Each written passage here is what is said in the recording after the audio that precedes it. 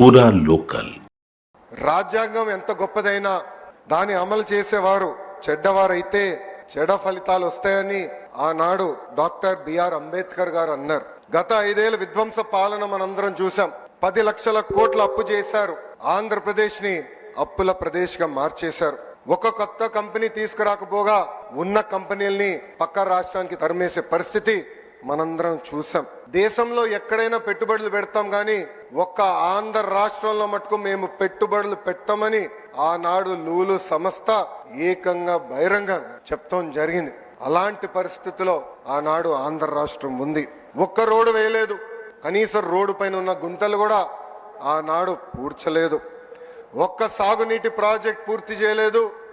వరం లాగున్న drip irrigation ఏకంగా ఇచ్చే సబ్సిడీ కూడా రద్దు చేశారు. ఇంకా వెలుగొండ ప్రాజెక్ట్ పూర్తి కాకుండా ముందల్నే జాతికి అంకితం చేసే సందర్భాలు మనం చూసాం.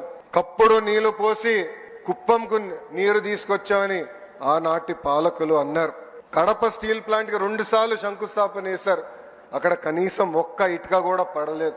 ఇంకా విశాఖపట్నంలో ఒక వ్యక్తి బతికేదానికి 700 కోట్లతో ఒక రాయల్ ప్యాలెస్ కట్టుకున్నారు తప్ప విశాఖ ఉక్కు గురించి కానీ అదే విధంగా రైల్వే జోన్ గురించి ఏనాడు మాట్లాడలేదు. 5 ఏళ్లు అరాచక పాలన ప్రజలు చూశారు. ఏకంగా దళితుల్ని చంపి డోర్ డెలివరీలు చేసిన రోజులు ప్రజలు చూశారు. కోవిడ్ సమయంలో మాస్క్ అడిగినందుకు ఒక డాక్టర్ ని ఎంత కిరాతకంగా చంపారో ప్రజలు చూశారు. అక్కని వేధించాడని కంప్లైంట్ చేసిన ఒక అమర్నాథ్ గౌడ్ ని ఏకంగా పెట్రోల్ పోసి తగలబెట్టి చంపేసిన రోజులు ప్రజలు చూశారు. ప్రశ్నిస్తే లాఠీ దెబ్బలు, కేసులు, అరెస్టులు. ఇంకా విధ్వంస పాలనపై ప్రజలు తిరుగుబాటు చేశారు. అందుకే పెద్ద ఎత్తున కూటమిని ప్రజలు ఆశీర్వదించారు, దీవించారు.